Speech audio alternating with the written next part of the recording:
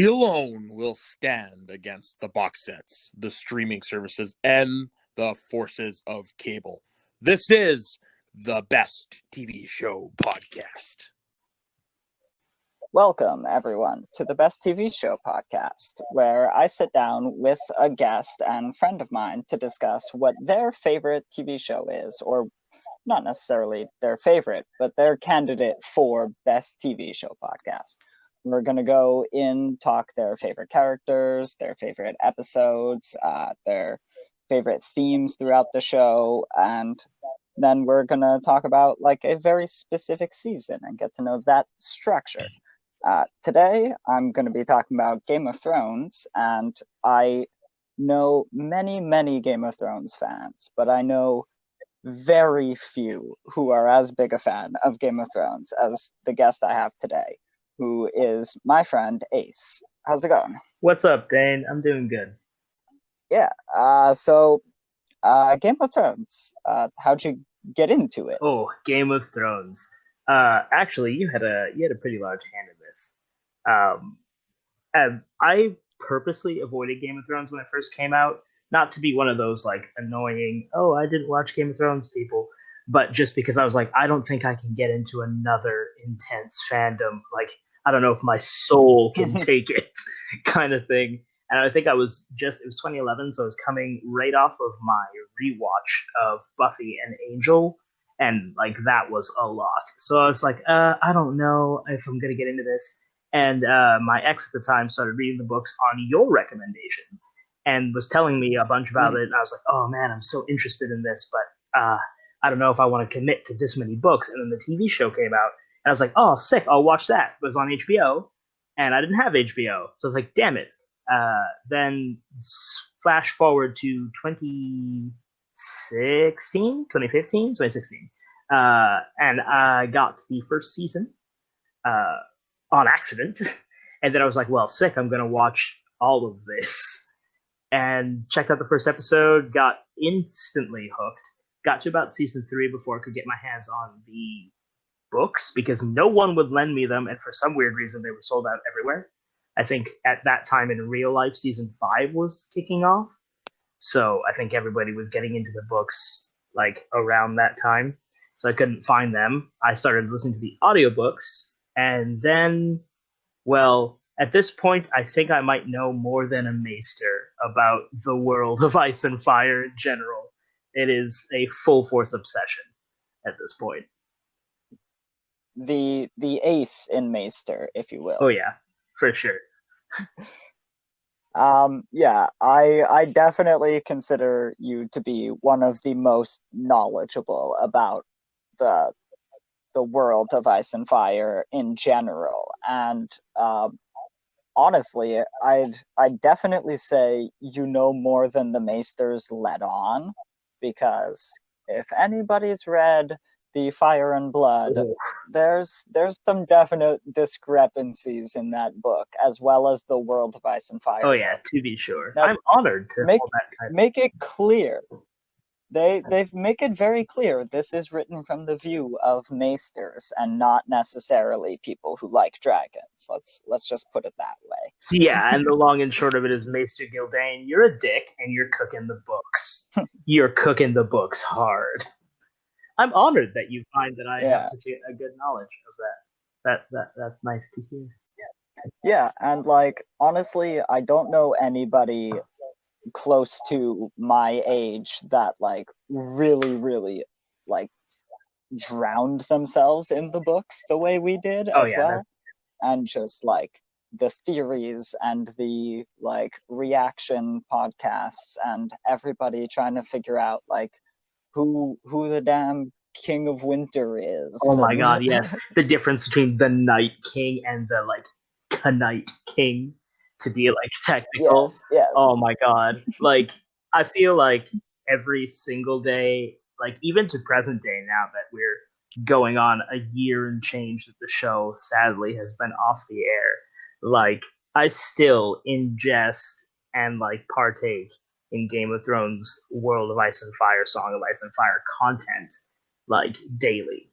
I watch a lot of the YouTubers and stuff like that, but I'll constantly reread the books. I'll theory craft by myself. Like I'll just catch up on lore. Like I study the history, like some people study like world history. Like I am Mm. involved. It's such a George Yeah, Martin made such a beautiful world. Like it's so realistic and lifelike. And just like when you think you've gotten the intricacies down, you'll reread, like, say, Feast. I was rereading Feast the other day. And then I was just like, oh my God, Duran is playing Ariana, like, full on playing her. And then you go through it again, and all of a sudden, boom, a whole new layer of nuance is unlocked. And I feel like a lot of authors don't put that amount of like detail into the work. Not to shit on other authors, because there's an amazing amount of work out there. I don't mean it like that. I just mean it like a lot of the time in general fiction, like they're just trying to tell the story they're trying to tell. There's no need for all these sub stories and extra plots. But like I find, as a person who like seeks out intricacy in things, that's what draws me to this world. That's what I like about it. I like the layers. First, just to describe Game of Thrones a little bit, is a medieval fantasy about a specific throne that controls 7 different kingdoms, and there are several ruling families. And in the first season, the king dies, and his children are not actually his. Uh, the hand of the king finds that out. There's many political dramas. There's fantasy dramas. There's a zombie plague. There's all sorts of There's things a in this zombie plague, regular medieval stuff. show. Shadow sorceresses, like, The usual stuff. Blood oh magic, regular yeah, Tuesday afternoon. fire magic, whatever the warlocks do. Whatever the word, just stand around looking gaunt. That's pretty much their vibe. Oh, especially in this show. Honestly, they did the warlocks They dirty. did, but I do like that even though the show didn't explain the nuance of the warlocks, I like that they kept subtle details like the blue lips from the shade of the evening and stuff like that. That was pretty cool. Also, I feel like Pyat Pri was the most alarming looking thing I've like seen. Like White Walkers, fine, look at those all day. Pyat Pri's gaunt ass face, get that the hell away from me. He goes right up next to like the gentleman from Buffy and the Silence from Doctor Really Who. does. Of like, nope. Next train to Oh yeah, Nopeville. oh yeah. It's a big old note for me. Yeah. So we've got a favorite character. I know who your favorite character is, but the audience Worst kept doesn't. secret ever. Literally looking at the stark background on my computer. Rob Stark is easily my favorite character, which admittedly, in terms of like me as a person, is a bit of a weird shout as a favorite character, because he's the goodest boy, TM, and I tend to like the anti-hero best friend guy much more than look at me, I'm main character guy. But there's something so endearingly pure about Rob that I don't know what it is, but it just wins me over every time. Like he just wants to help. He wants to do right by his people. He wants to do right by his family. He's trying his absolute best to stick to all the virtues and all like the laws of the land. Like he's the only one of the kings who's trying to actually follow the goddamn rules and actually cares about his people. And like it's hard not to root for someone like that. Actually, it's a bit of an aside. I was watching an interview once with George R. R. Martin, and somebody asked him why he killed off Rob so early, and his response was something to the effect of, "If I let him live, he would have won the throne, and that's a happy ending, and I didn't want one." And I was just like, "Why? Why you got to do us dirty like that, George? What did we do to you? What do we do to deserve this?" And yeah, because he was a very tactical strategist. His actual war tactics rivaled Tywin's. His sword fighting rivaled Jaime's, and like his cunning rivaled Littlefinger's. Never defeated in battle. He was a very, very smart adversary to the rest of the War of the Five Kings, even though Robb only fought one of them. Well, but yes and no. There is some, like, we don't get to see it from a POV standpoint, but there is some skirmishes where they take some of the Estermont forces, which should have been Stannis supporters, but they were Renly supporters, considering how that all played out. So he actually was engaged in, like, not just smacking Tywin about, but mostly Tywin. Yeah, and while I guess technically Tywin never faced Robb on the field of battle, so the North did also fight the kings in the Iron Islands, because the Greyjoys do take the North at that point, while Robb's off in the South, winning all his battles. Not entirely. That's show only, because in the books, Selwyn... It does happen later. But Selwyn does put up a good fight at Deepwood Motte against the Ironborn, and they have it garrisoned for a hot minute. It's not till that Ramsay thing happens, and then they're able to backstab them, that they actually lose it. I actually thought it happened the other way around. I thought they got Deepwood Motte after Winterfell in the books, because Deepwood Motte has never been taken from the south, so they took it from the north. Like, it was the most clear as day thing ever. Yeah, no, right? it's like, just the timing of those events happening, because we're flipping back and forth in perspective. Like, the Ironburn taking Deepwood Motte, they were only able to take it because it came from the back. You can't assault it from Moat Cailin, so they weren't going to lose it to, like, the war that they were fighting in the south. They lost it to the Ironborn, but the only reason they were able to, like, keep it that long was because of House Reed.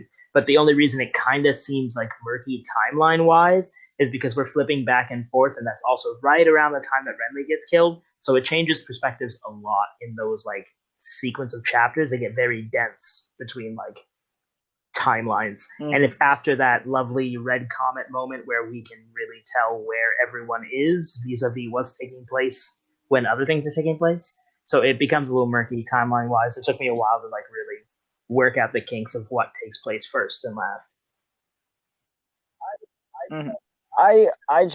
I figure it happens in relatively the same ballpark, because Balon is one of the 5 aforementioned kings. It does take place on that. And it's pretty near after Balon's coronation that Theon and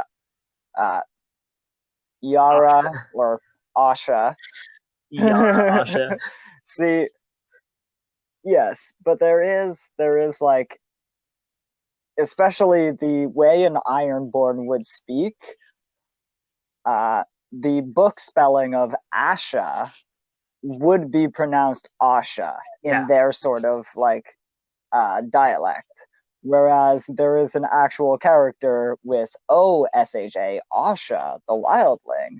And so they kind of couldn't. Yeah, it was both. a smart change for the show. I know it angers a lot of book readers, but, like, for me, there are 22 characters named John. If they wanted to change one character, it's fine. Like, it's not like we got confused of who she was. It was for the best. And I mean, besides being pretty close to Arya, Yara is a cool name. It really feels like pretty Viking, and I feel like their Viking pirate kind of vibe house, so it fits. It's very fun. I like the Ironborn. I like all of the main houses of Westeros, except for the High Towers, I guess. High Towers and their sketchy business. I could fill a whole podcast with my opinion of them.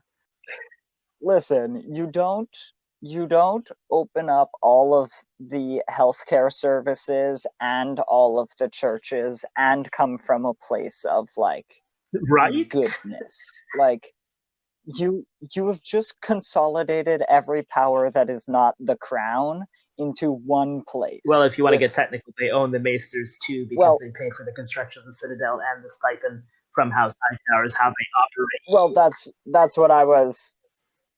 how I was saying the healthcare services is all of the Maesters. Too. So they also own the post office and the schools, and also like until they were a very grand house for a very long time, and it's not until more recently when the Tyrells and the Lannisters have taken more wealth for themselves. But House Hightower also used to be one of the richest in the realm, so they had the. I mean, they still are hella rich. The only reason they don't get involved in wars is because the current Lord of House Hightower is absolutely petrified of that prophecy of if the Hightowers get involved in battles against the Crown, that the Citadel, High Sept, and Hightower will fall, and he's terrified of that. And he's like scared of witchcraft too, and he does like weird rituals with his daughter. Like, I don't think he's well in the head, or he knows something the rest of us don't know. But that's why House Hightower in like current times is not vibing the way they were. Yeah, I find like there are a few pretty significant like misses throughout the show as well, though. Casting misses specifically, while I don't dislike either of them. Oof. Dario Naharis should have a blue beard. He should. I 100% agree. I was very upset when he came up and he's like, "I'm Dario Naharis." I'm like, "No, you're Ajax from Deadpool. Get out of my face." And also, where's Strong Belwas? Okay, there is. I do need to go off on this for a little bit.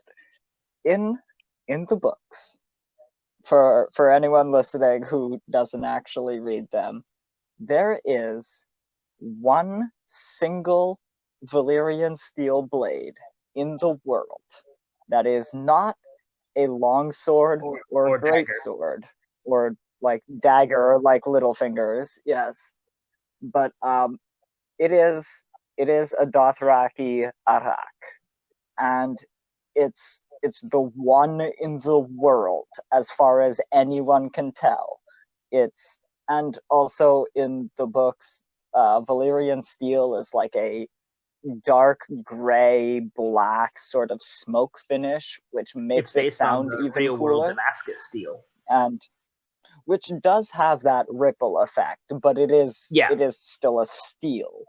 Whereas, like they mentioned, Valyrian steel looks close to obsidian, which is why it's supposed to be reminiscent of dragon glass, it's definitely what they were going for. And I really love this sword that he has, and he treasures it as much as I do, and I love Strong Belwas. Isn't he the one who like fights a person in the open field? So in the show, in that sequence that's in season 5, it's Dario. Yeah, where he dives under the horse and just guts it. But in the show, that whole thing where she goes to Yunkai, and then the guy's like, "I'm not letting you in," and he does an insulting thing in front of her, and then he fights back. That in the books isn't Dario at all. It's Strong Belwas, and he actually takes a dump beside the guy's body after he wins that fight, which is much, but like it's an iconic moment. Yeah. And just when he's eating the super spicy like crickets, and they're really destroying his locusts, his like Dothraki complexion, and he's just like these are not good for Strong Belwas, and he eats like 5 He's more. Like, these aren't good for me. Keeps eating them. I'm like, what is? Stop, Strong Belwas, stop. He was great. I feel like they purposely removed comic relief characters from Dany's storyline because there were a few and they're all gone. So I think that was a show choice. Maybe.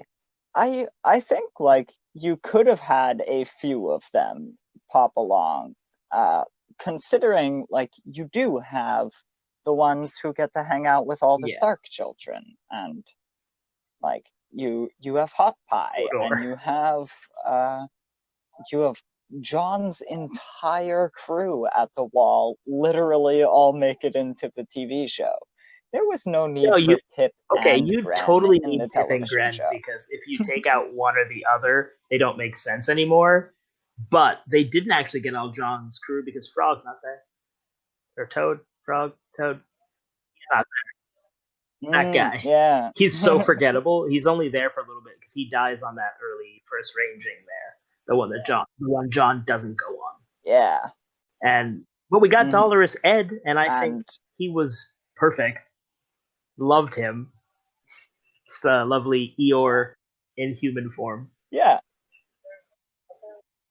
There's a number of those characters that weren't like fully required, but they were fleshed out on the Westeros side. And to be fair, on the Essos side, like Daenerys had to travel. I mean, even in the season we're going to get into, she travels to like 3 different cities across a pretty continent. Like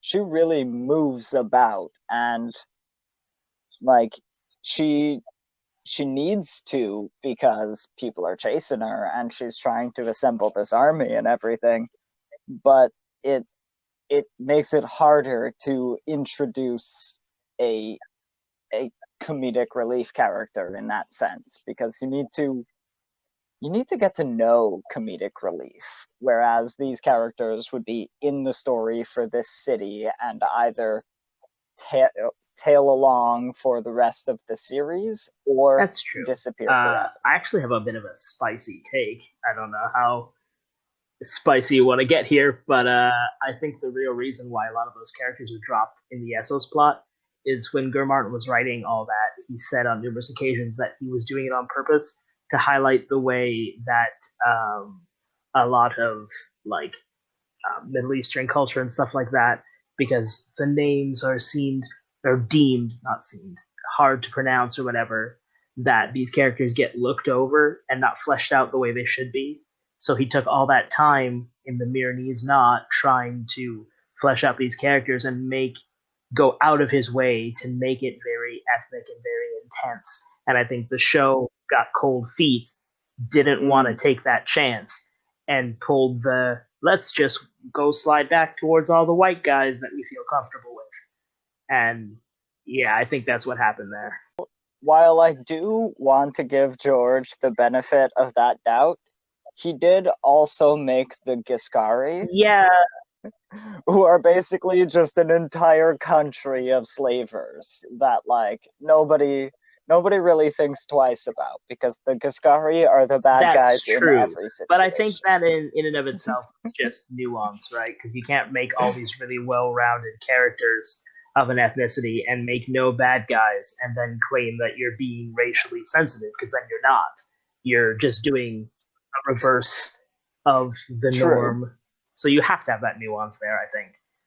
And I think for syndicated TV, I mean, HBO is maybe the king of tits and wine, but they're definitely not the king of social political commentary. Yeah. So if we want to get into a little bit, do you have any least favorite character or characters? Like, and not like, I don't want to say like the character you hate the most, because those are good characters. This is one that like kind of how I was saying, that Pip and Gren don't both need to exist. Like, why is this character there? Why is that storyline? Well, I have a combination taking place. So, to be 100% honest, the character I absolutely cannot stand at fucking all is Sansa Stark. God, I hate her. I hate her so much. I understand the purpose of her story. It's to show a victim overcoming their abuse and still making something of themselves. And while I think that is powerful and important, and I'm all for that, I hate the fact that Sansa is the face of that for the series, because I don't think she achieves that whatsoever. Like the very first thing she does when she gets like quote unquote woke to the abuse and becomes her own person is just becomes Littlefinger Jr. And that's not a redemption arc. That's a tragedy. That's a tragedy. That is years and years of abuse and suffering turning her into a terrible person ultimately. And she betrays her family on numerous occasions. And the show tries to redeem that a bit, but I think the show, even in the way it's written, it doesn't land. It just feels selfish and self interested. And I know that there are so many people out there who identify with her because she was a victim and she overcame that. And I think that's beautiful, and I don't want to take that away from anybody. I just think that when you were looking at it objectively, she doesn't actually fill that role, and it bothers me a lot. And I think it's really reductive to write female characters that way.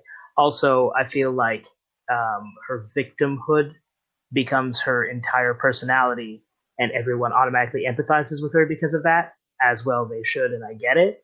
But they forget that she was just a cruel person with no need of being a cruel person when she was all nice and trauma free. And she doesn't necessarily stop being cruel afterwards. And that also sits the wrong way with me. I do have two things to say about that.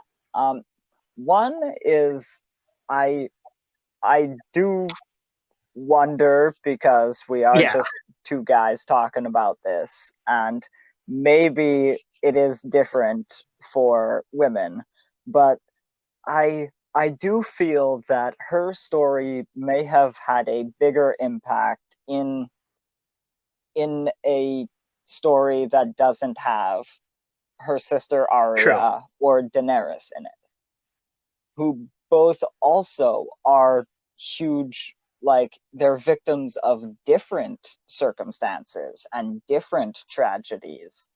And I mean, Daenerys has quite a few tragedies in common with Sansa, but like you see a contrast of these characters, and maybe it is just the show giving us, and the books to a degree, giving us the realism that not everybody is going to completely triumph over their traumas, but it does get overshadowed a little bit by a number of female characters in the series actually like fully overcoming theirs and becoming these insane assassins. Or, well, we can get into that a little bit, because my next thing was going to be like,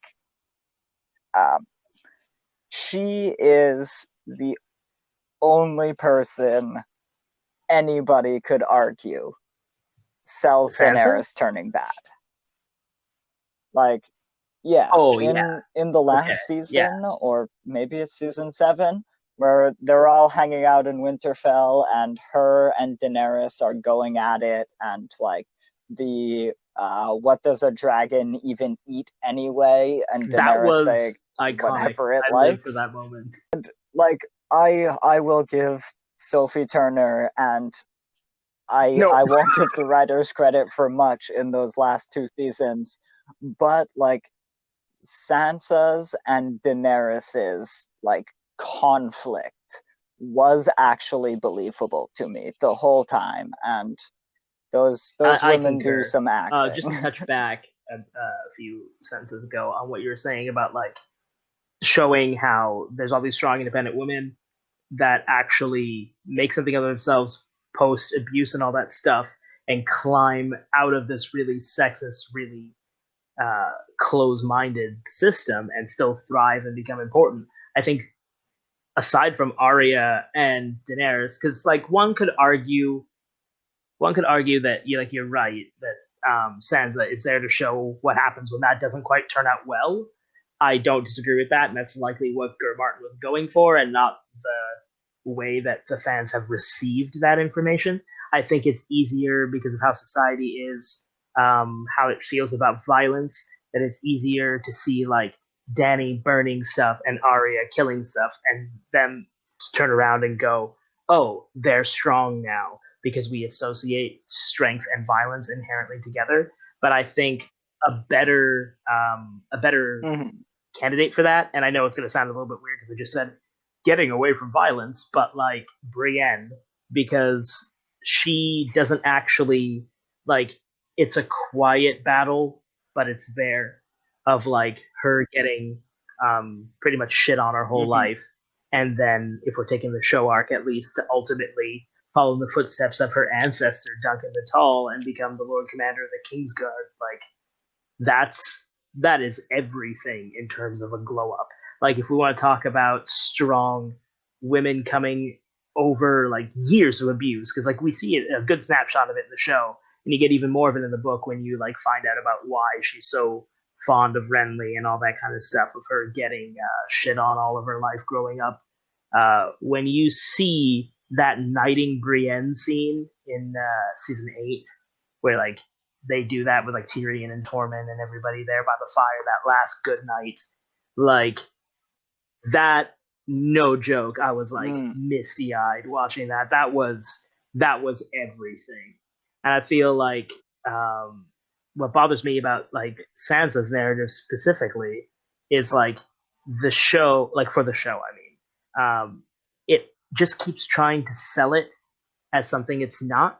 And I feel like most of my beef, like if they would have just been like, oh yeah, look at Sansa being sly, look at her being shifty, look at her learning everything from Cersei, from Littlefinger, from Ramsay, and taking those things and then becoming a strong leader, good or bad, doesn't matter, for herself using those tools, because the writing and the acting shows that story.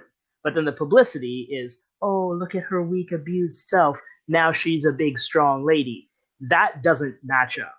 And that's, I think, a huge failing of the show where they did her character dirty. And in the book, she's not even going to have that arc because let's be realistic. Her future is more trauma with Littlefinger and probably just like attaching herself to his plot line and sticking with it. I almost rather the show's interpretation if they would have just had the balls to call a spade a spade.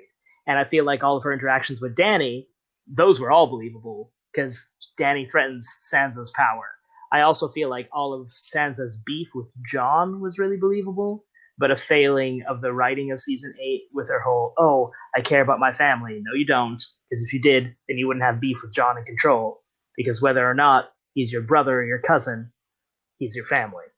So it's not about family, it's about power.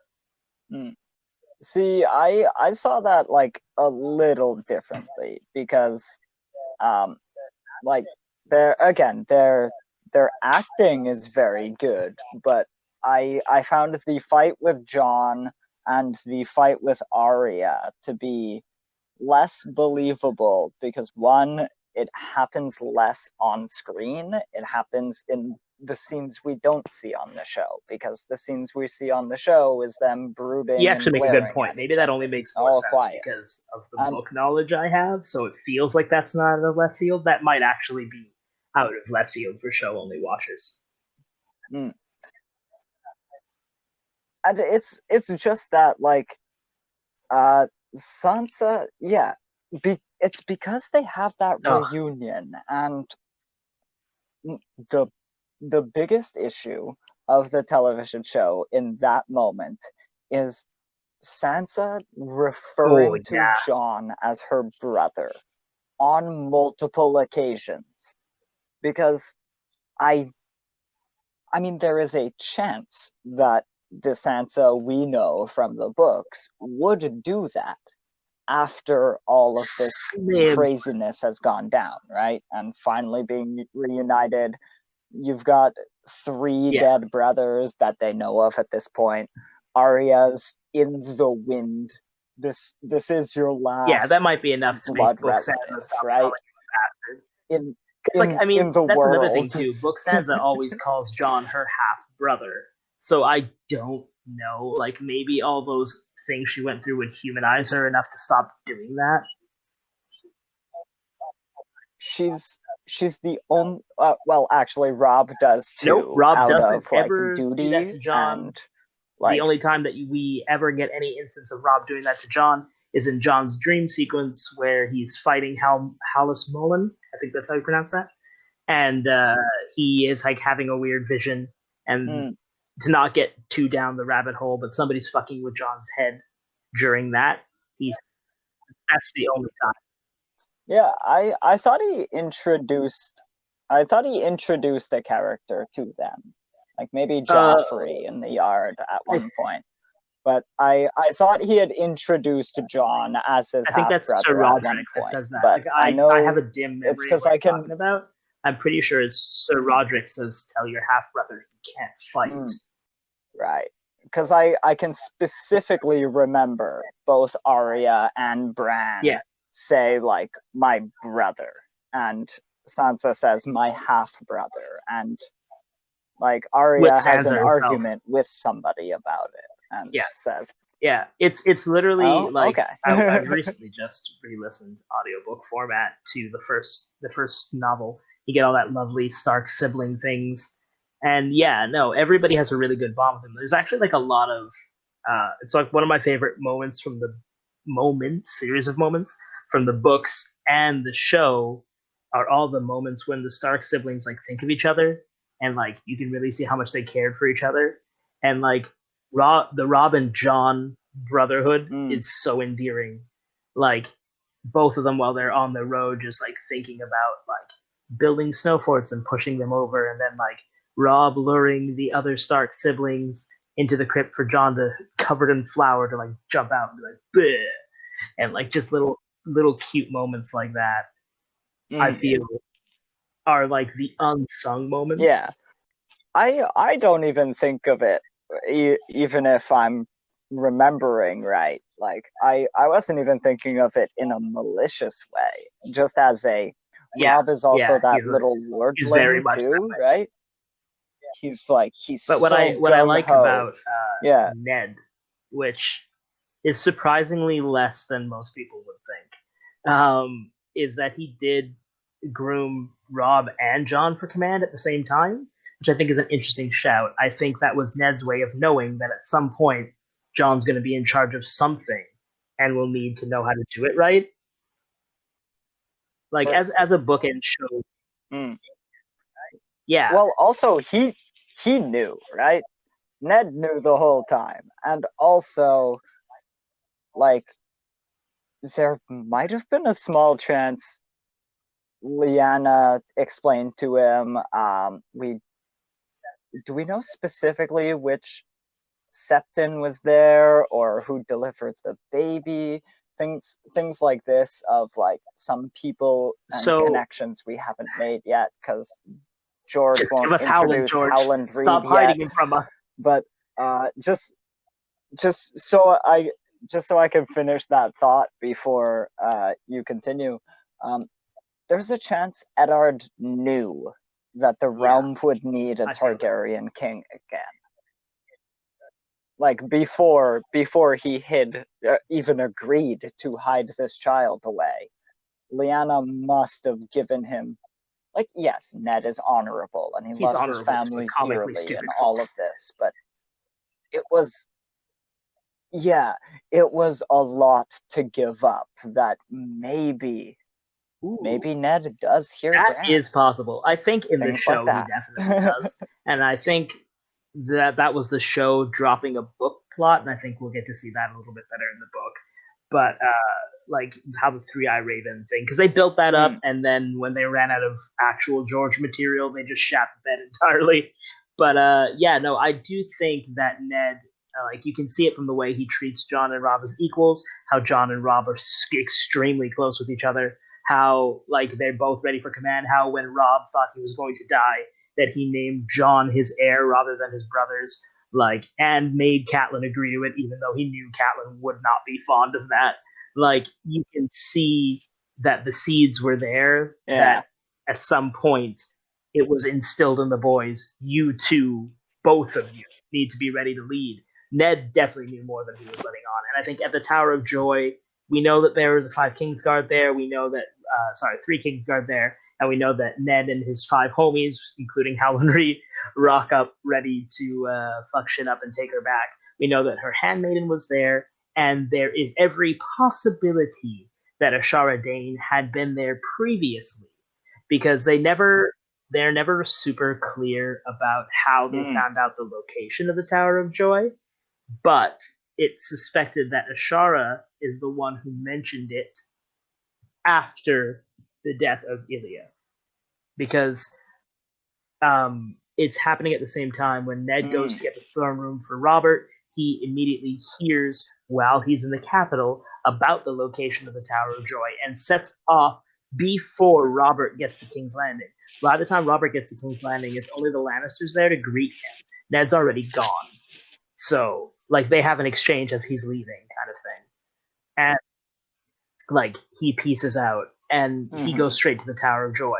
By the time he gets back, after going to House Dane, dropping off the sword, bringing back Lyanna's bones, doing all his kit, seeing Robb being born, dropping off baby John, heading all the way back to the capital, like, at this point, all of the people have been rooted out from the capital.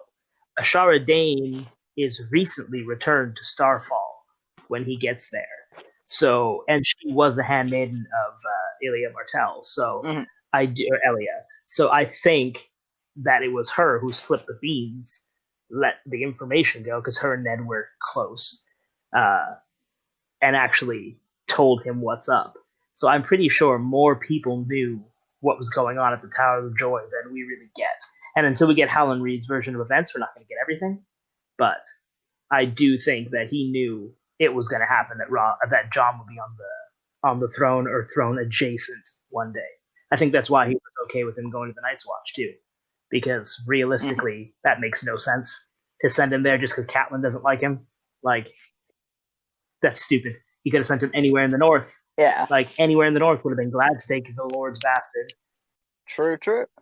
All right. So we're going to take a little bit of a break before we get into the second half of the episode, which we'll say is going to be about Red Wedding 3, right? Yes.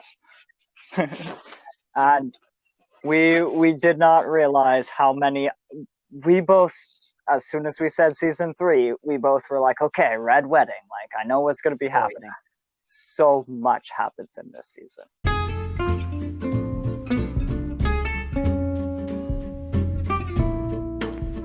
Hey y'all, just want to take a second to plug some other content of mine and my friends over at Schmoes of the North.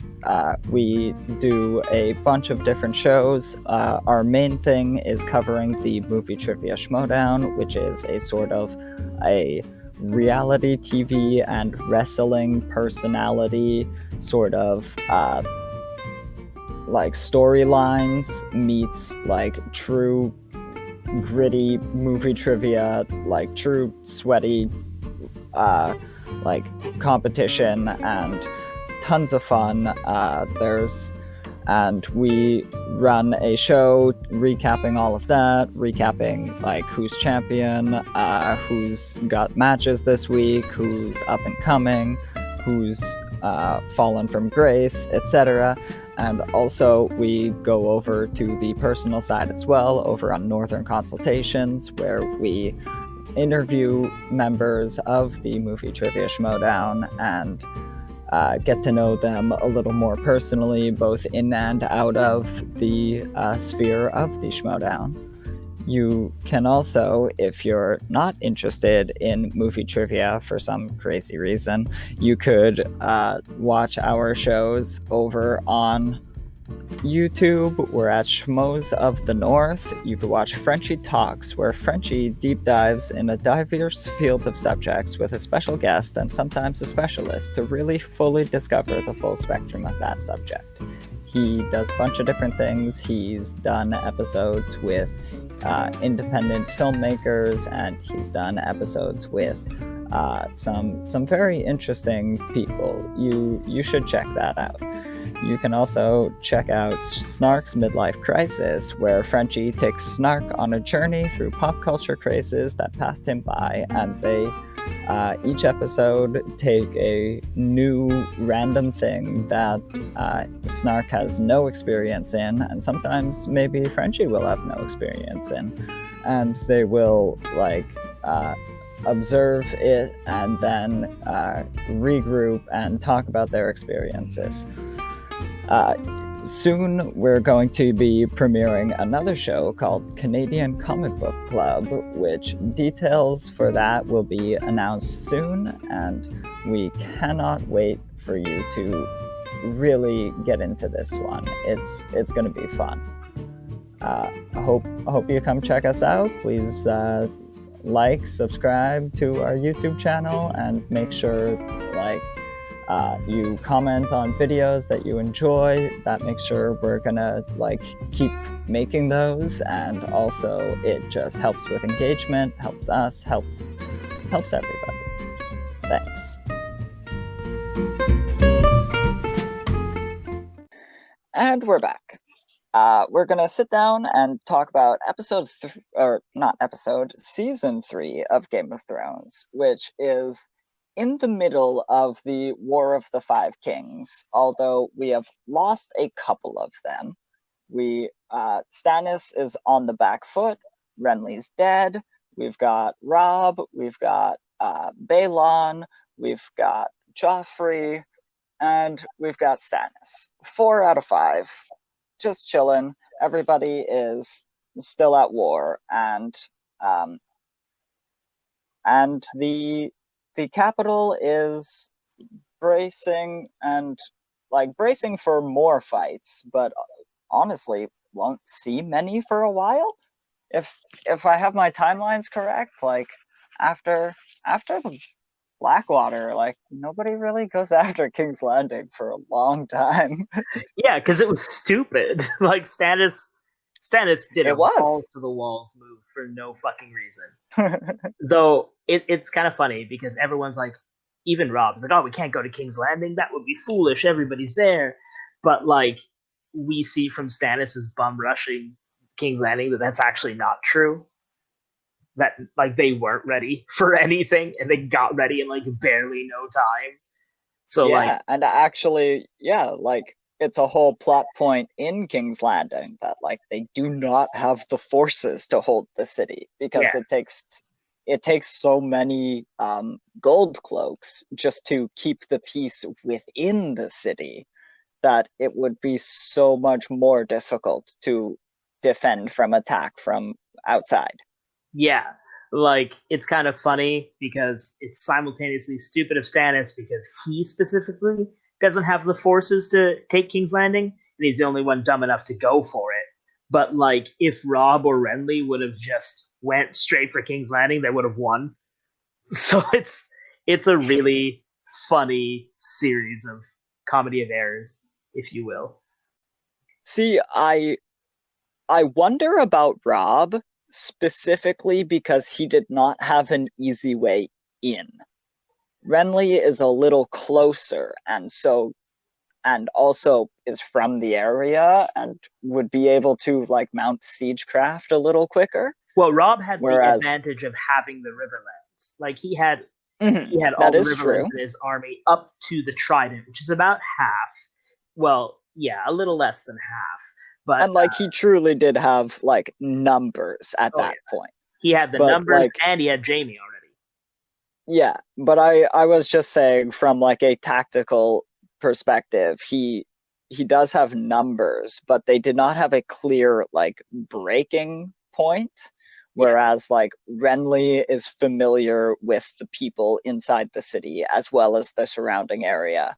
And Stannis did have that great naval assault. It was a smart attack, despite the fact that Stannis was the only one who couldn't do it. Yeah, it was coming in navally was the best way to attack because they weren't ready for that. If it weren't for Tyrion's 0-hour boom chain idea, they would have been fucked. Even the wildfire alone wouldn't have been enough because the ships would have just gotten the fuck out of Dodge, and the wildfire would have been a few people gone, everyone else fine. But the only problem is the only person who had a sizable naval fleet was Stannis, because he had the Celtigars and the Velaryons, and all of the Dragonstone houses were still loyal to him because he's been Lord of Dragonstone for 19 years at this point. So he had all of them in his army, plus Salador Sand ships and stuff like that. and smugglers and whatnot. So he was the only one with an actual navy that could have assaulted King's Landing, but like he didn't have the numbers to assault fuck all. So it was they were kind of safe just because no one was in the good position to do anything. I think if sweet Renly, if he would have just had he wanted a crushing victory. And I think if he would have just, instead of like being overly cautious and getting people, because he was just waiting to take more lords and stuff like that to march on King's Landing, he should have just marched with what he had, especially considering his army was the biggest of all of them, including the Lannisters. He had like some great generals in his army, like Randall Tarley, who's never lost a fucking fight. He was one of the only crown forces during Robert's Rebellion not to lose their battles. So like you have Randall Tarley, you have Brienne of Tarth, you have Sir Loras, like you have so many good fighters. It would have been smart. Like he had all the Tyrell army, like all that money, all the reach, almost all the Stormlands. Like you should have just went for it. He could have been on the throne, and Renly would have been a people's king. Like, say what you want about Renly as a person. I mean, I love him dearly, but I get why people are like, he's boring. But like, he would have done just fine. And Rob didn't. He just wanted to be chilling in the north, being king, doing his own thing. He should have just, and like Renly would have been like, here you go, here's the fucker that took your dad, here's his bones, fuck off. Like that would have been done and done. I do wonder. I mean, it is pointed out in those meetings that like he's much more intelligent than is let on about his character when he's first introduced to us. Rob or Renly? But Renly. Yeah. And like I wonder if like how much of his amicable nature was truly his nature and how much of it was his court front, you know? Well, that's the problem between the show and book, I think, on Renly's front, because in the book we see that Renly is like jovial and laid back and interested in his people, but we don't get those scenes for some weird reason. Despite the fact I'm very happy with show Renly, well, he was done well, but we didn't. I specifically mean I was specifically referring to Littlefinger here. Oh yeah, and like Renly and Littlefinger are quite buddy early on, and so it makes me a little worried because Renly doesn't seem like the type to take the crown and then toss Littlefinger in a dungeon, or better yet, into a guillotine. Like right. Like straight into a bottomless pit. Just yeet. Yeah. Do we have a volcano we can throw him into? Like, we just need to set an example that people like this can't be. we have there is some in Sthorios. You send him to Ibn, that'll sort him right the fuck out. Just send him to Sthorios. If he comes back, you know what? Maybe he does deserve to live. Yeah. Aren't there like basilisks and like everything on that freaking continent is poisonous? Yeah, like everything about Sthorios is fucking terrifying. So if he comes back, he's earned it. Like he's fucking earned it. Yeah. But like, yeah, no, I climb that ladder. yeah, exactly. Go deal with that chaos and then get back to me. But yeah, no, I don't think Renly liked Littlefinger. I think he had the same trappings that most people have with Littlefinger, and that he didn't see he's useful. Yeah. Like he knows he's a problem, but he's just like, this is a useful problem, so like I'll deal with this later. But that's Littlefinger's strength, right? Because everyone's just like, I'll deal with him later. He's a problem, but not to me. Oh, he's useful, but yeah, he's a little bit slimy, but he doesn't bother me. Like all those. But it always seemed like when you look at Varys and Littlefinger, and as we find out through the later seasons of this show, like turns out Varys was the good guy. Which, like, plot twist, but I disagree. And well, I mean, he's not a good guy. He did have the realm in mind. I think that's a show only thing.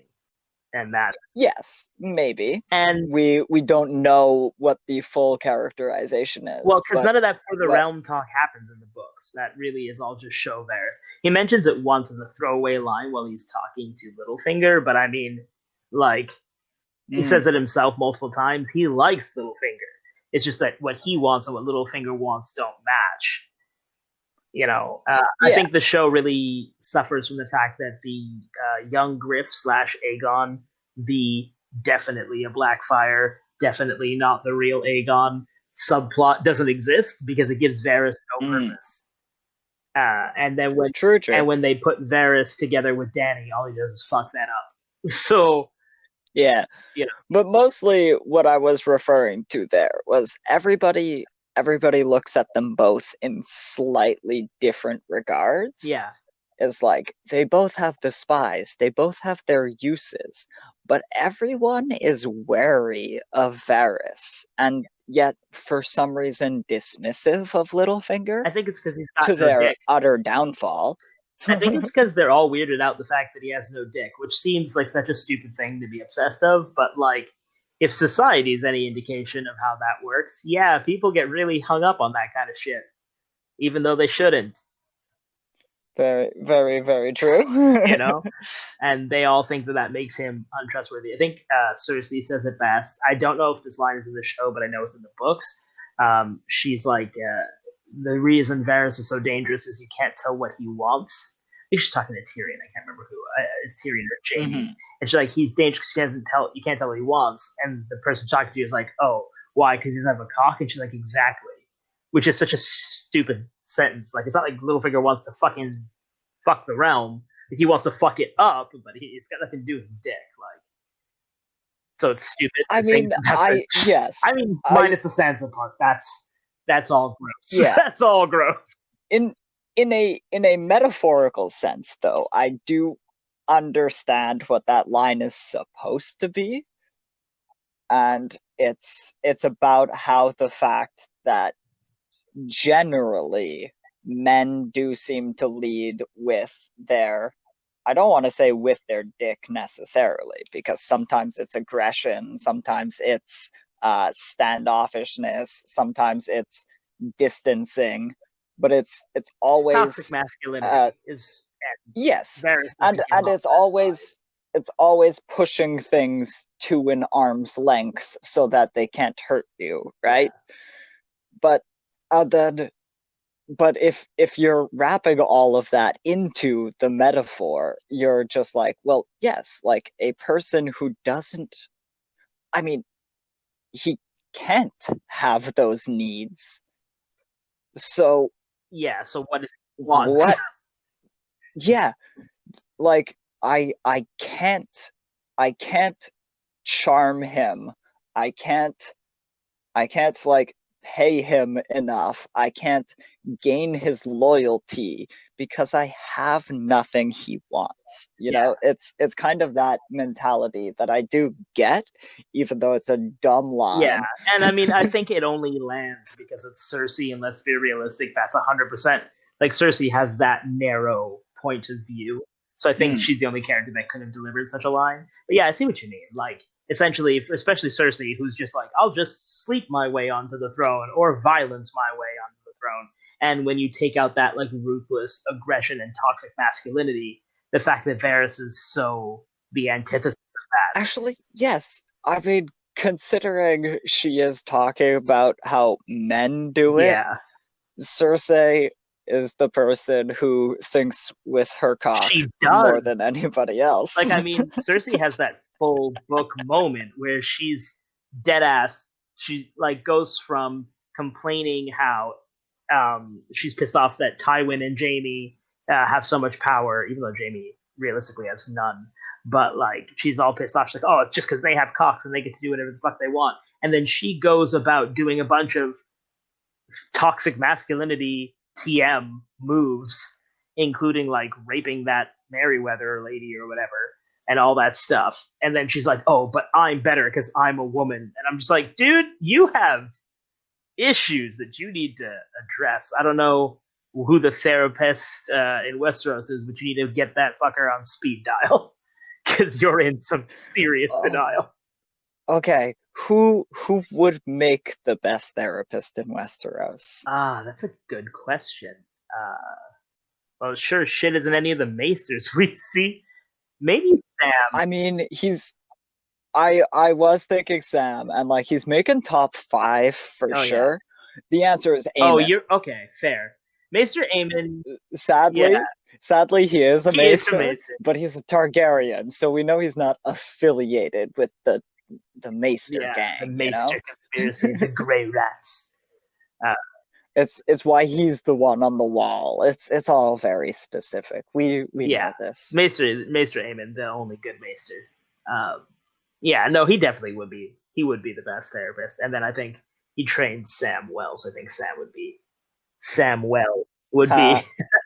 a good substitute. God, I hate puns. I can't believe I've done this. But yeah, so pretty much this season is all just the lead up, right, of the climax to the War of the Five Kings, because this is all Storm of Swords, I believe, and very little Clash is left over by the time we get to season 3. I think it's just like the first 2 episodes or whatever. It's the end of Clash, so it's all swords. And like in that book, you lose 3 kings back to back.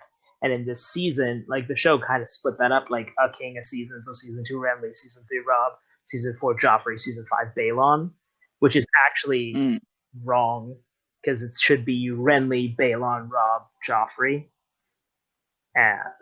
So that's fine. The show keeps its pacing, even though they made that from book change. But like my biggest beef with this season is, like, I understand the show's need to make episode 9 the climax so that episode 10 can be the resolution / setup for the new season. I like that much better than everything happening in the season finale. I find that is a too often leaned on trope that relies on cliffhangers to push shows along at the detriment of storytelling. I think Thrones really had that right by having 10 be an epilogue that's much more organic. But I do think a lot of this season feels like posturing. Yeah, I do see where like drawing out all of those deaths to hit 1 a season runs you into like characters with little or nothing to do, because these things happen within a few chapters of each other in the books. And also like you have a number of things that it ends up being too much of the political stuff that is going on for, like, basically everyone is having too many meetings for the middle of a war, you know? It's a lot of meetings. Like one of the things I think you could have fixed with that, but it would have been more difficult, is kind of the way George did with the books. I might argue Clash, just because Feast has a lot of the openings of plots that have yet to be closed, so we can't fully judge what it's about yet until we get wins. Fair. But I just like Clash because it's the satisfying end. It's before like so many arcs. Yeah, and also it's not too far out into the weeds yet that he's not writing himself into corners that he needs to figure out. He's not still just he's still writing the next chapter. Like, where's the next fork in the road? Never mind which fork are we taking. Like, I mean, there are the seeds of a lot of long-term intrigue there, but Clash really is a rounding off, ending the John Aaron plot, ending the Littlefinger debt scheme, ending you know, the Red Wedding, the Purple Wedding. Like, it's a lot of finality. Yes. Let's get into the Red Wedding in just a second. I do want to talk about one other plot line from season 3 that is, rewatching it, I watched this episode twice, and the others I watched once. Doing this rewatch for this, I love the climb. Ah, yes. Like, it's again, I mentioned earlier today that it might be part a holdover from the book, and about because I would have loved an audible during that scene. I would have loved John to mention how the wall is weeping Ah, yes. and explain to them that it is dangerous to be up there on those types of days, and for them to listen for the sound. I I would have enjoyed a lot That of nuance that, would have been lovely. but yeah, but because it's internalized in me, because I remember this moment vividly, because you're inside John's head when it True. happens, which is a very cool thing about the POV structure of the I think you get books. so much more out of the And POV structure because of that. Even if they would have just given us the nod yeah, of the sound of the wall before that, like ice fell and like John falls, I would have settled for even that. I mean, I don't think you would hear the sound when you're up there like that. I believe the sound is a perception of the wind running across cracks Oh that yeah, are they wouldn't appearing hear from it. it I being wanted warm. us to hear it as the audience. Yeah. Or just like have John say something when they're down at the bottom. Be like, "No, the wall's weeping. We can't climb it right now." Then they can yell some stuff about weeping walls and how silly is that, and John will be like, "No, no, listen for the sound." And then they tell him to basically get up on the wall or die anyway, because you're our hostage Like that would have still. been great. And like I don't think they would have necessarily given him shit about the wall weeping because like I know Craster and his wives are like like obviously they're definitely wildlings, but they like don't behave like wildlings and all that kind of stuff, and don't really internally consider Mm, themselves free folk. But like Sam in this season tells Gilly, like when he's talking about how great the wall is and how huge Castle Black is, he's like, and even on sunny days you can see the wall weeping, and she just looks at him confused and in awe. I don't necessarily think that, especially since they said Tormund's made this climb half 100 times. Like, I think he would be, yeah, oh, Tormund might have known yeah, like I about it, think he wouldn't right? have given him shit. He would have been like, "Oh, is it?" kind of thing. That, or he would have been like, "Ah, weeping or not, you can climb it anyway," and then be wrong. Mm. And that's why 2/3 of their party Like dies. that would have Yeah, been a good shout. and it is just a small, like, I'm literally asking for an Easter egg in one of my favorite episodes, but also like I don't even mind that it's not there, because I love that whole, like, the climbing bits, the conversations, Orel trying to cut them both loose, like all of those bits, just without even really speaking, they get a lot of things conveyed between Yeah, those four people who are all wearing full snowsuits. there's Like, some solid oh my mileage, god, actors right? are great. There's some solid mileage in that scene, and I really love that Thrones has this great quality of getting because like despite the fact that this is like one of the most popular shows of all time, one of the most watched shows of all time, most talked about shows of all time, which is wild to me because it's so dense. Like you watch most TV and like Mm, even a nuanced plot isn't dense like this with histories and histories of lore, and even the show, which arguably has is a very watered down version compared to the books. It's so dense for a TV show. There's so much stuff going on, you know? Like there mm, is this level of nuance that they can convey even in scenes where they're not talking like that, and you get this heavy sense mm. of story. That's quality television right there. That's a mark quality. and and speaking of so much going on, like, we've talked a number, like, quite a while in the first half and now in the second half, about many different things that have taken Oh yeah. place this season.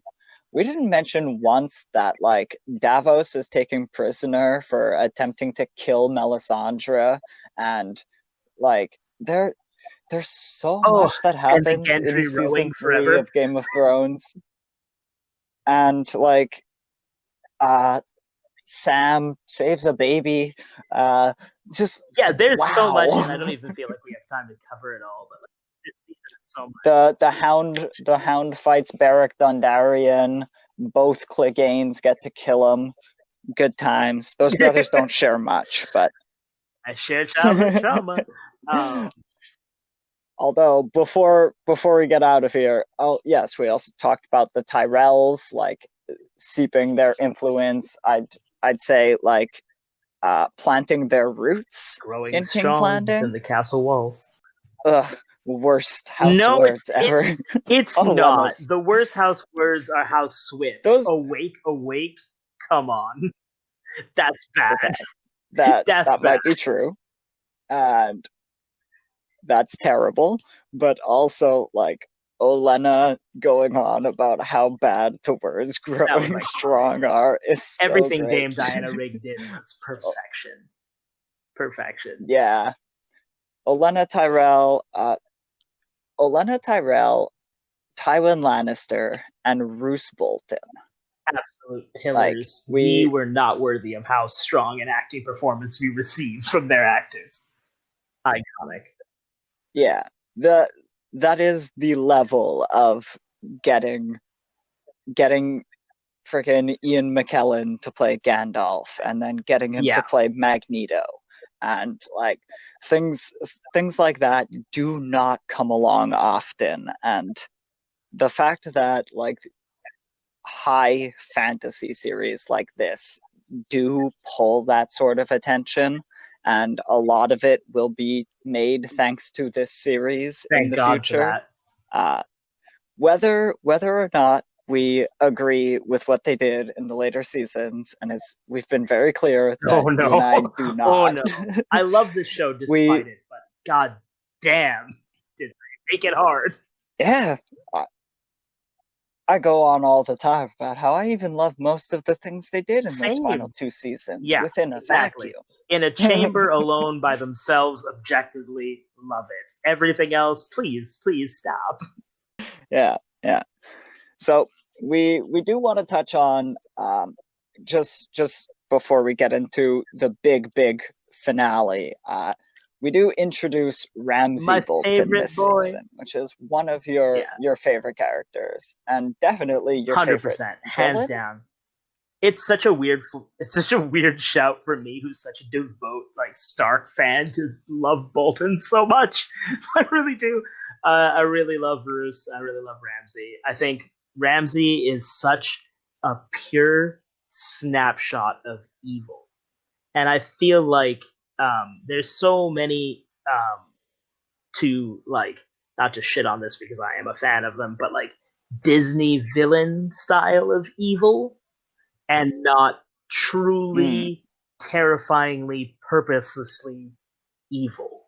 And like you get like, there's like what, like the Joker, Carnage, then like struggle to name anyone else who is just evil for the sake of being evil.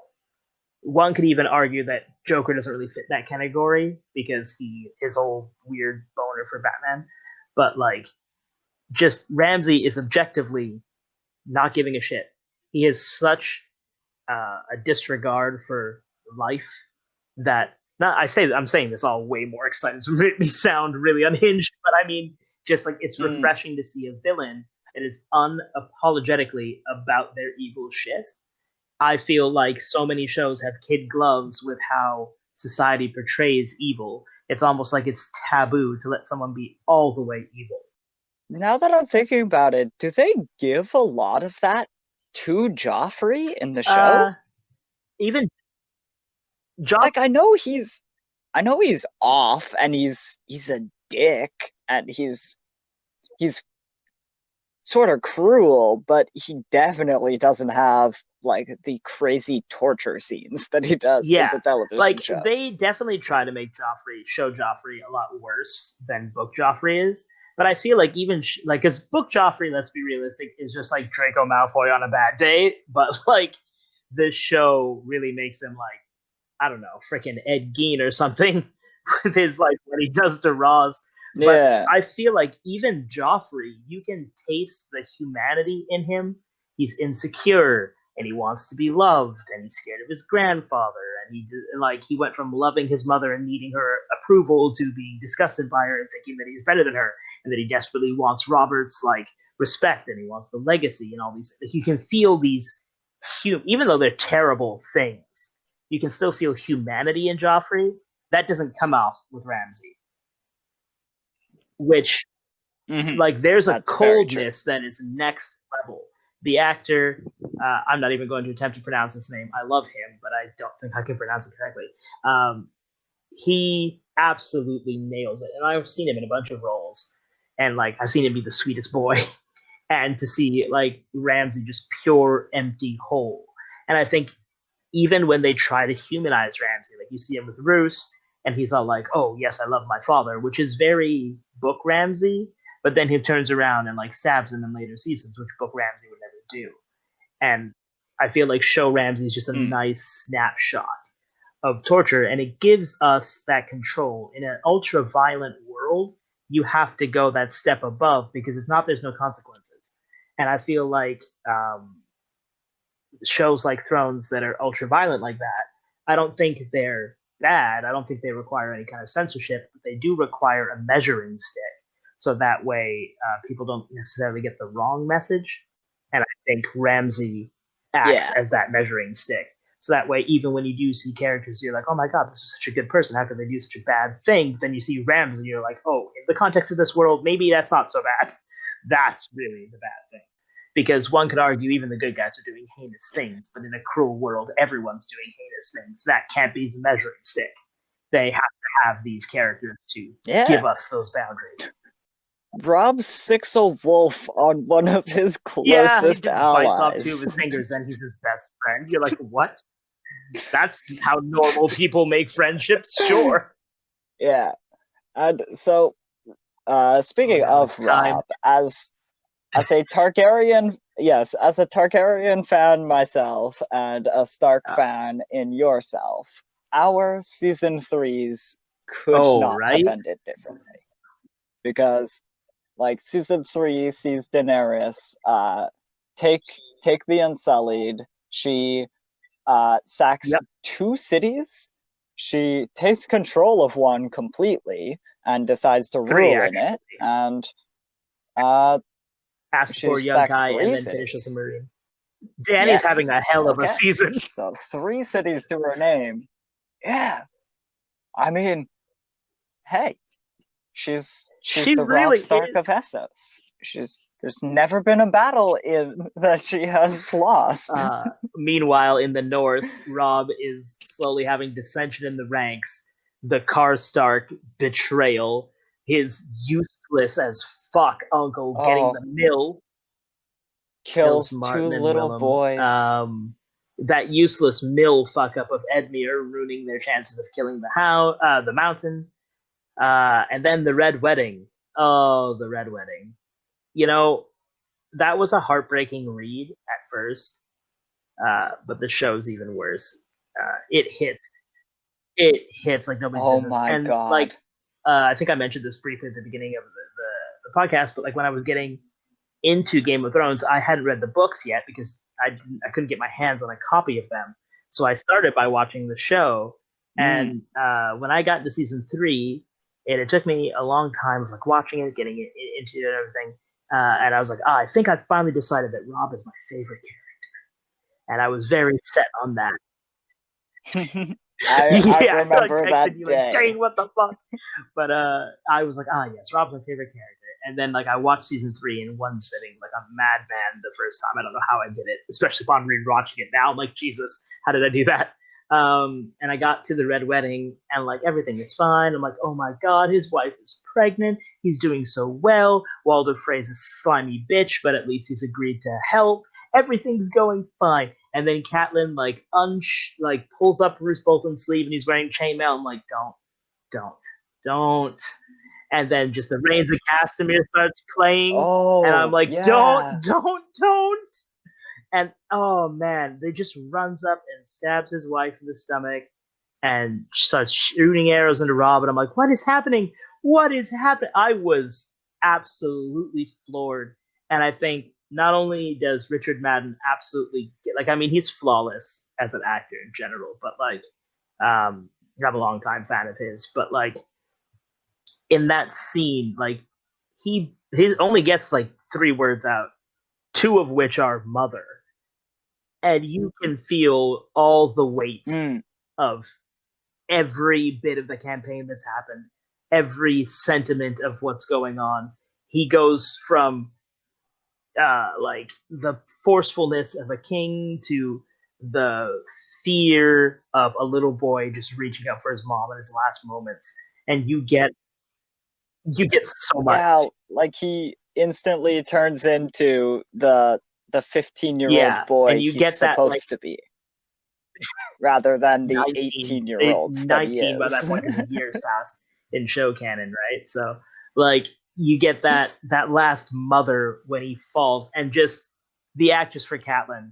I will admit I dislike Catelyn as a character immensely, but oh my god, just that last moment where she slits the Walder Frey's wife's throat and just stands there defeated until her throat is slit, and that half beat of silence. Oh my god, worlds turn in that moment.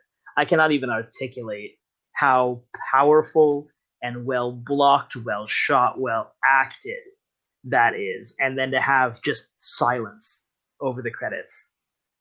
And then the slow introduction of the instrumental Reigns of Castamere, perfect. Never seen a better season finale.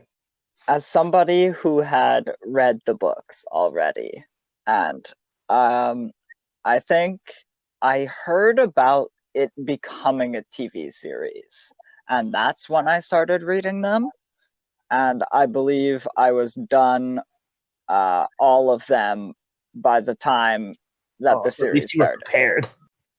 I was prepared. Well, as prepared I as thought anyone I was can prepared. be. First off, yeah, his wife isn't there. It's I mean, possibly the smartest point right? Catelyn ever makes when she tells him not to bring the wife to the wedding that was supposed to be his. When they brought her in, after reading the books and rewatching it, and then he brings her there. I'm like, why the fuck did you bring her? Leave her behind. Yeah. Oh my god. And then yes, I was watching this scene, and I knew sort of what was going to happen, and I assumed she was going to die too. But I expected it to be like an arrow in the chest, and she drops immediately. And it's him running over to her that allows them to get all their swords in. But the way they take out his wife, and just it is I don't even want to say it, because as explicit as I want this podcast to be, there is something in this moment that if you have not seen this woman die, and it's awful, and the most shocking thing that you could do, because you were always going to shock people with the Red Wedding. What you weren't going to do, because it's an adaptation, because it's already been written, you weren't going to shock everyone. But they did. And honestly, that is something Game of Thrones does keep up a pretty good pace of, right up into the final seasons, even when the plot writing seems to fail. They do get these setups and payoffs. Even though the last season is just a mess, it's a dumpster fire, sure, but I feel like the actors have got their characters so unlocked after 10 plus years of playing these characters, and the writers understand the characters. They don't understand the plot anymore. They've lost their fucking minds. But you get these moments with the characters that are just so genuine. It's hard to believe that they're not book moments, you know. Obviously not every moment, but like I think the Red Wedding is one of those. And I mean, two of the ones I'm thinking of from the last season involve a guy who literally can't feel.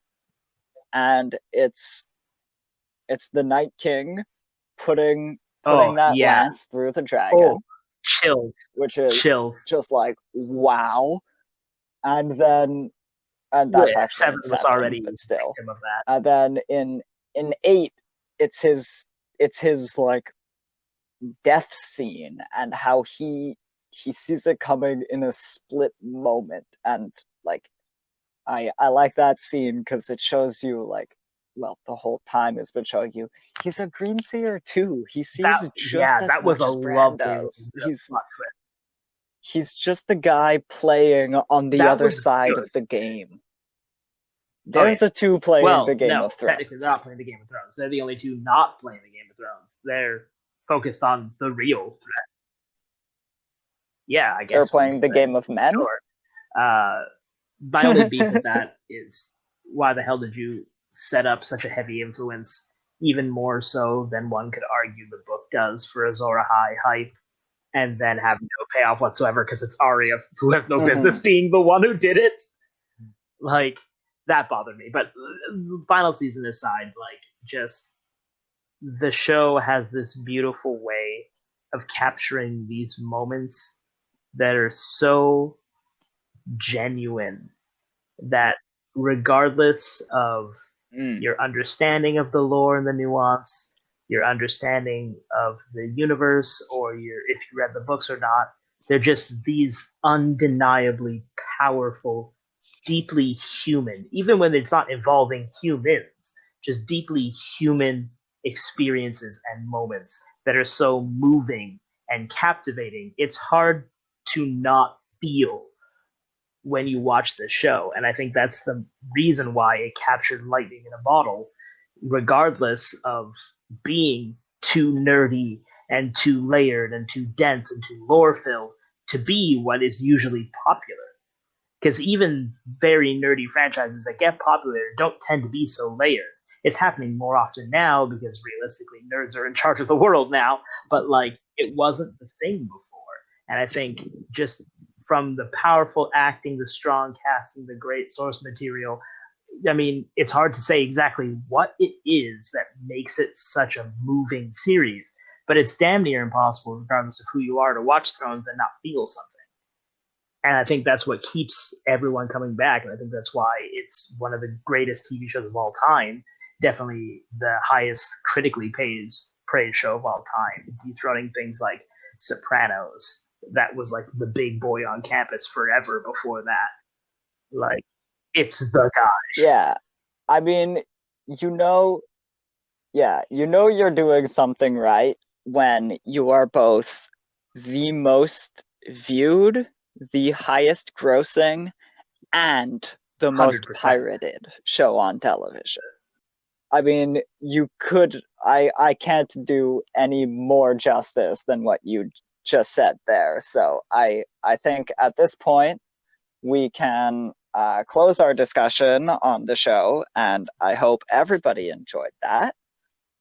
This was super fun. I cannot wait to get you back in a little ways down the road so that we can do my episode. And I do not want to tease it yet, but I'm very you excited. do actually know what I'm it very is. excited. Yeah, This was great. it's going to be real fun, and Thank you for this was having real me. fun. So mostly, yeah. Where can you be found, and where do you want to be found? I know you do many different, like, literally, if there's a form of art, Yeah, Ace has tried it. that's true. A new So, what projects are you wowie. on at the At the moment? moment, I'm pretty heavily focused on my gaming and music. I think everything else is on a bit of the back burner at the moment. But if you're looking for me on any social media or looking to follow my gaming content or my music content, you can find me under The Bleeding Poet, almost always one word. You can hit up my YouTube channel to see myself and Dane actually, and some of our friends playing some games and having some good times. So you can hit me up there. And I can be found on Twitter at Avengers. That's EHVENGERS_SOTN. That stands for Schmoes of the North. That's the YouTube channel and also Facebook group that I was plugging earlier. Just to touch on that again, that's a show where it's a series of shows where we kind of recap a trivia league that is part sport, part theatrical experience, part wrestling play is what I want to describe it as. Is like all the games are for real, and then as soon as they exit the trivia game, they immediately turn into these over the top personalities, and they yell at each other a bunch. It's lots of fun. You can come check us out over there if that's something that interests you. We also have many other shows across the network, and you can find this show specifically on Twitter as well at the BTVS Pod. And I thank you all. I hope you enjoyed this episode, and I cannot wait to sit down with you again and discuss our next TV show. What is the best TV show? We will find out. Anyone who's watched the TV series has no idea who the Hightowers are. Hi, what? I know the word sept. What are they saying?